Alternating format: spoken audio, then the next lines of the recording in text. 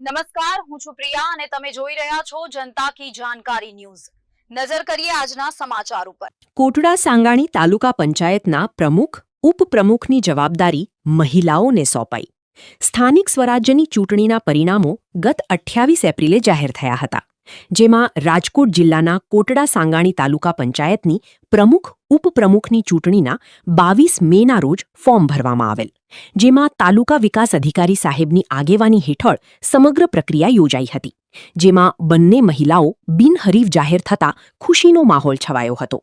જેમાં પ્રમુખ તરીકે કામિનીબા રવિરાજસિંહ જાડેજા તથા ઉપપ્રમુખ તરીકે દીપ્તિબેન ભાવેશભાઈ પડારિયા સહિત બંને ઉમેદવાર બિનહરીફ જાહેર થયેલ છે, જેથી આમ કોટડા સાંગાણી તાલુકા પંચાયતના પ્રમુખ ઉપપ્રમુખ તરીકે મહિલાઓ શાસનધુરા સંભાળશે, જ્યારે કારોબારી ચેરમેન તરીકે અશ્વિનભાઈ ગઢિયા, શાસક પક્ષના નેતા તરીકે જલ્પાબેન કેવલભાઈ ઠકરાર તેમજ મીતલબેન વનરાજભાઈ ચાવડાની દંડક તરીકે વરણી કરવામાં આવેલ છે,